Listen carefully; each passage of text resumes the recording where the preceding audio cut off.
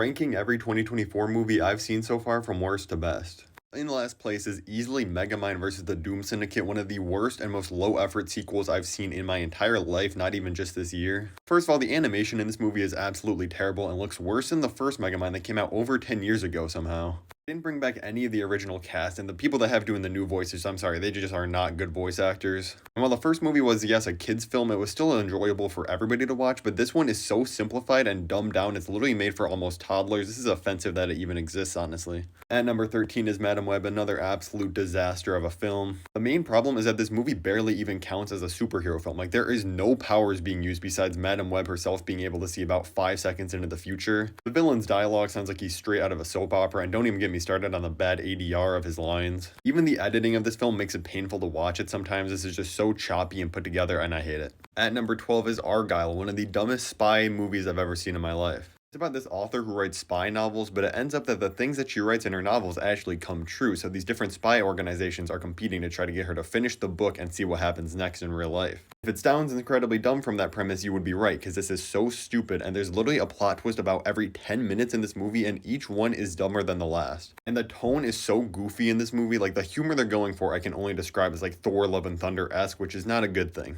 Number 11 is the movie Lift. This is about Kevin Hart and his heist crew trying to pull off this massive heist. It's just one of those super formulaic Netflix originals that you will forget the second you finish watching. Don't even bother with this one. It's just not as offensively bad as the others, but it's also just super generic and safe. Number 10 is Drive Away Dolls. The movie's technically a comedy, but I didn't laugh once. Every joke is just so dumb and just lowbrow. 9 is Mean Girls, the musical. I don't even know why I watch this. I don't particularly care for the first Mean Girls movie, although I do think it's fine, but I am not a fan of musicals at all. That's my main takeaway, really. There's just no reason for this to exist. Like, just go watch the original Mean Girls. It is a little bit higher up because it's at least competently made, unlike a lot of the other ones below it on the list. Number 8 is the Adam Sandler Netflix original Spaceman. It's about him going off on this mission by himself, and he ends up befriending this like alien spider thing. He essentially works through his relationship problems with the alien spider. It just did not work for me at all. This movie thinks it's really deep. It ends up just feeling like a very shallow version of like Interstellar and the book Project Hail Mary. By the way, if you're not subscribed, hit that subscribe button right below real quick. But at number 7, I have The Beekeeper. This is a very dumb and goofy action movie with Jason Statham, but it knows how dumb and goofy it is, so it gets brownie points for that. Josh Hutcherson is a ton of fun as a villain, and if you want to just see people walking around beating other people up for like an hour and a half, this is actually a decent watch. At number 6 is Damsel with Millie Bobby Brown. She plays this character that's set to be married to this prince and join this huge royal family, but she finds out early on that it's a trick and she's actually being used as a sacrifice, and she gets thrown into this pit with a dragon. Like 90% of the movie deals with her being in this pit with a dragon. I think Millie Bobby Brown's actually pretty great in this movie. I'd love to see her in more actually good films. I'm also a sucker for fantasy, so I was always going to kind of like this movie. At least it's nowhere near a masterpiece, but it's a fun enough standalone fantasy film. Number 5 is the movie Roadhouse. Jake Gyllenhaal used to be this fighter, but something very bad happened during one of his fights, so now he's no longer a professional and he gets hired to be the bodyguard for this roadhouse. And when this movie just fully embraces the goofy side, like with Conor McGregor's character, I absolutely loved it. Like, he's literally playing a cartoon character of a villain in this film. Honestly, it took away from the rest of the movie, because every time Conor wasn't on the screen, I just wish we were watching him again, because it was way more entertaining.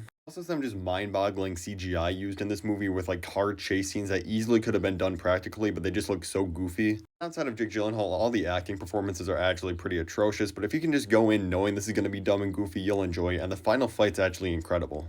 Number 4 is Orion and the Dark. This is a DreamWorks film that came out on Netflix. On the surface, it's about this kid that's afraid of the dark, but he ends up becoming friends with the entity of darkness himself. No spoilers, but it ends up becoming a lot more than that, and I thought it was a really creative and charming story. Definitely check this out. Let me know in the comments what your top 3 of the year is so far. At my number 3, I have Kung Fu Panda 4. I feel like I'm one of the only defenders of this film online. Like, I had a ton of fun with this. Jack Black as Poe is still as great as ever, and the humor was hitting for me.